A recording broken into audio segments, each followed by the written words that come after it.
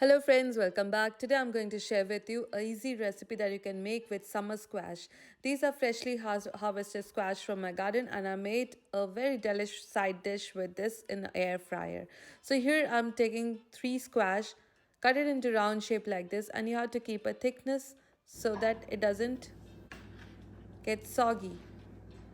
Here you can see these are washed and pat dried. Now I'm transferring it into a bowl.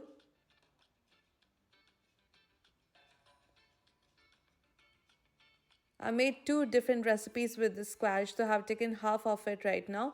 So around two squash I have taken here to make this. So the ingredients that I'm going to share with you is for two squash. So here I've added onion powder, garlic powder, red chili powder, salt per taste, Italian seasoning, all 1 teaspoon measurement. Here the oil is 1 tablespoon. Give it a good mix. I'll mention all the ingredients used here in the description below. Now transfer it to the air fry basket.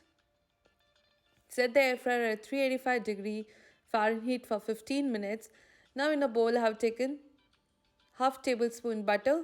Add parsley. These are dried parsley. Butter brings a nice nutty flavor to the squash, so we are applying butter on this. So here I have air fried it for 15 minutes. So in between I open the basket. After 7 minutes I open the basket and apply butter on each squash like this. That's it. Now it's ready to be served. So I made this as a side dish to be enjoyed with rice. But before the rice could have been on the table, this was finished in no time. This was so good. The nutty flavor from the butter, the spices that we added brings a very rich flavor to this yellow squash.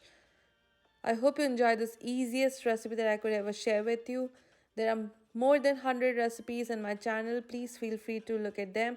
You mention the ingredients, or you have a chicken, fish, shrimp, whatever you have, the recipes are there in the playlist.